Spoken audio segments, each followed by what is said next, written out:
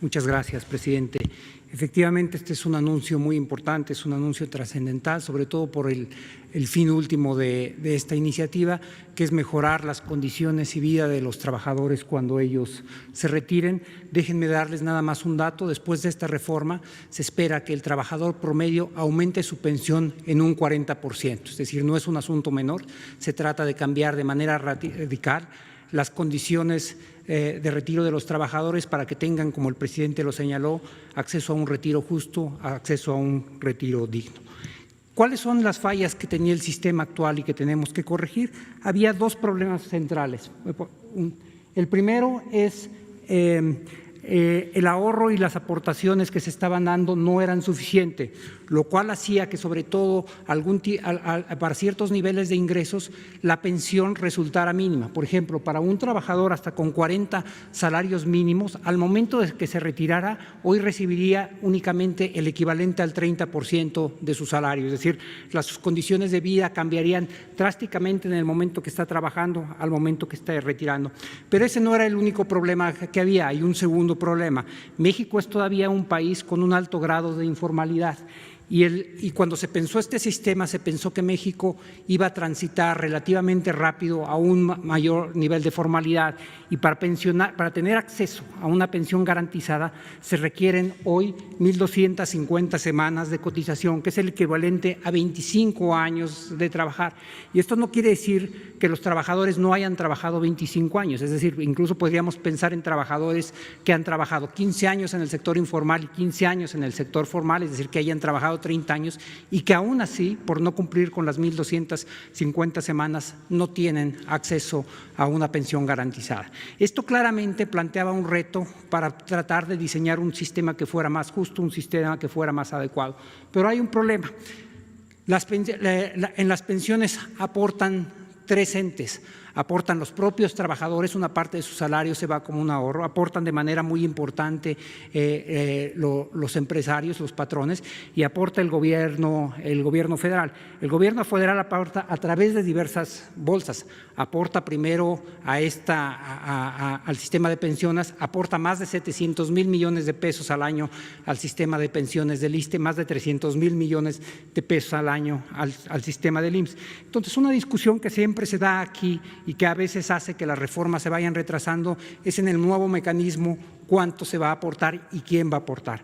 Y algo que ayudó a facilitar la negociación fue, como señaló el presidente, la actitud extraordinariamente proactiva del presidente del Consejo Coordinador Empresarial, que asumió que tiene que haber un empresariado ahora con mucha más conciencia social y que les correspondía a ellos dar el primer paso y el paso más importante. No solamente están los tres entes, sino están también los dos presidentes de las juntas de coordinación política, tanto de la Cámara de Senadores como de la Cámara de Diputados, porque esto tendrá que tener un tránsito legislativo. Ahora, ¿cuáles son los objetivos de la propuesta y qué es lo que se está buscando llegar a ella? La primera es, como yo señalé, se va a elevar la tasa de reemplazo de los trabajadores en un promedio de 40%. Y los trabajadores que menos recibían, que eran los que tenían hasta 5 salarios mínimos, van a aumentar de un 31% a un 54% su tasa de reemplazo. Es decir, va a aumentar más o menos en un 70% lo que ellos estaban recibiendo.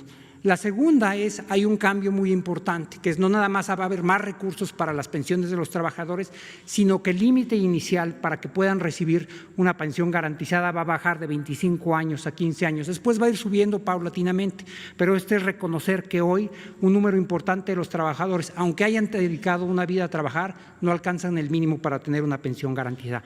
Ahora, la pregunta relevante es ¿cómo se va a obtener eso?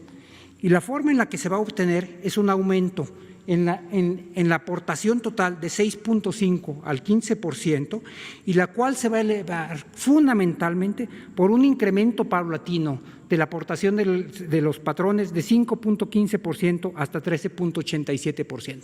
En un periodo de 8 años, los patrones van a incrementar en 2.7 veces lo que ellos aportan para el retiro de los trabajadores. La aportación que hace el Estado mexicano en este rubro no va a cambiar, va a tener un cambio de composición que explicaré en un segundo, pero el compromiso del Estado no está retirando. Pasamos a la siguiente, por favor. Entonces, ¿cómo está el sistema actual y cómo será el sistema nuevo? Como pueden ver, hay tres partes que componen la aportación actual. La parte marrón es lo que ponen los trabajadores y esa en la barra de la derecha verán no va a cambiar, es decir, está cambiando el monto total de recursos para que los trabajadores tengan acceso a una pensión, pero no va a ser a costa de que tengan que ahorrar más los trabajadores y por lo tanto tengan que disminuir su ingreso disponible. El gobierno hoy hace una aportación que va en dos partes. La parte moradita es la parte de lo que se llama la cuota social y tenemos una pequeña contribución ahí del punto 225 directamente a las pensiones. La vamos a recomponer, el monto va a ser idéntico, pero va a ir fundamentalmente a los trabajadores que tienen hasta 4 salarios mínimos. Y hay dos ideas detrás de esto. La primera es que hay que proteger a los trabajadores que ganan menos, pero la segunda es que hasta 5 salarios mínimos está el 80% de los trabajadores en México. Entonces va a ir dirigido a los que menos tienen y a los que conforman la mayoría. Pero como pueden ver, la parte que incrementa mayormente es la parte de las aportaciones de los patrones. Ahora, ¿en qué se va a traducir esto en concreto? Pasamos a la siguiente, por favor. Lo que van a ver aquí son dos tablas. Pasamos a la siguiente. Lo que van a ver son dos tablas. La tabla de arriba lo que tiene es actualmente para cada uno de los niveles de unidades de medidas de actualización, lo que se llamaban antes salarios mínimos, ahora difieren ligeramente, cuánto recibe cada trabajador.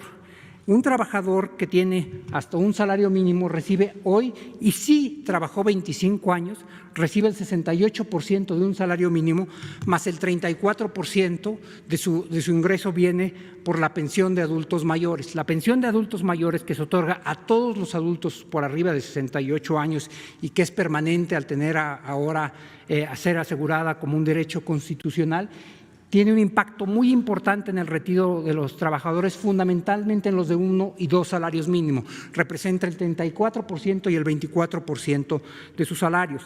Si ven, por ejemplo, concentrémonos en el último, en el de 5 UMAS, ese solamente tenía una tasa de reemplazo del 31% y el de 4 UMAS de 35%, es decir, estos trabajadores estaban recibiendo apenas un tercio de lo que estaban ganando al momento de retirarse.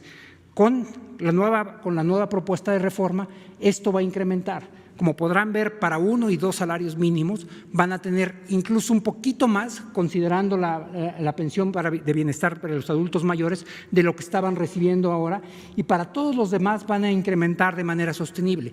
Con esto van a tener una pensión que se acerca muchísimo a los salarios que tenían al momento de retiro y que les permite retirarse en condiciones dignas y justas. Si pasamos a la siguiente, esto va a cambiar no nada más para los que llegan a los 25 años de haber estado cotizando, sino va a cambiar también para los que tienen únicamente 15 años de haber estado cotizando.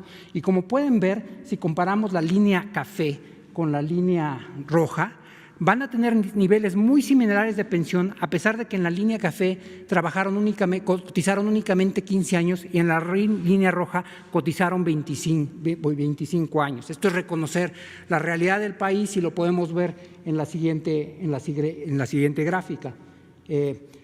¿Cómo van a quedar los resultados? Hoy la pensión se otorga a partir de los 60 años, se necesitan 25 años y el monto garantizado es el mismo independientemente de cuál es el salario de las personas.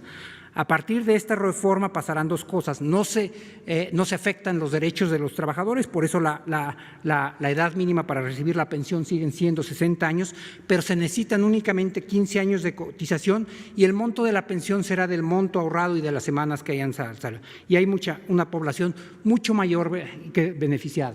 Y este gráfico lo resume de manera muy, muy importante. Al día de hoy, con el estatus vigente, solamente el 34% de los trabajadores alcanza a tener una pensión garantizada. Es decir, los trabajadores que alcanzan una pensión tienen una pensión bajita, que en algunos casos es el 30% de lo que estaban recibiendo, y solamente un tercio de los trabajadores la recibe. Con la propuesta que estamos realizando, alrededor del 82% de la población va a tener acceso a una pensión garantizada. Este Es un paso más muy importante, como dijo el presidente, muy importante en la construcción de un sistema para una vida justa para los adultos mayores.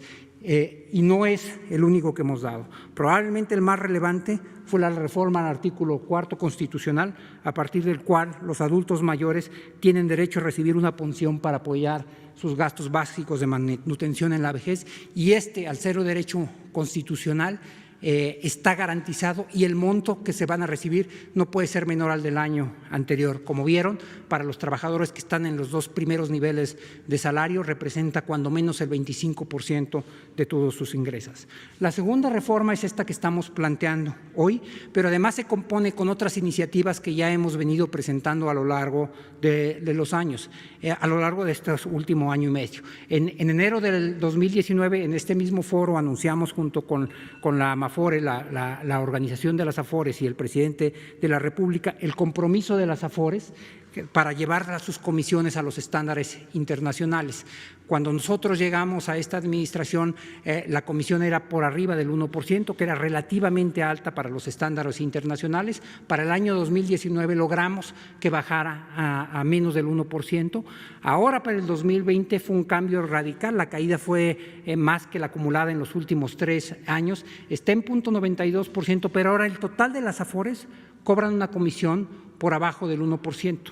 La Comisión para Estándares Internacionales está en alrededor del 0.7%, y lo que vamos a buscar también a través de esta reforma es la obligación y el compromiso de converger de manera inmediata a los estándares internacionales. Y finalmente había otra reforma que nosotros habíamos planteado, que enviamos al Congreso hace ya algunos meses. Fue aprobada una versión de ellas en la Cámara de Diputados, fue a la Cámara de Senadores, hicieron alguna modificación y está ya para su revisión final en la Cámara de Diputados, y es la que va a permitir cambiar el régimen de inversión de las AFORES. Y lo que esto quiere decir es que los ahorros que están para el retiro de los trabajadores puedan invertirse en activos que les den un rendimiento mayor. Tanto el punto 3 como el punto 4 lo que están buscando es que los rendimientos de los AFORES aumenten, pero vayan a dar a los trabajadores, que no se queden necesariamente en las administradoras. Y esto suma a los acuerdos iniciales, donde se está buscando mejorar el nivel de vida de los mexicanos en su etapa de adultos mayores. Gracias, presidente.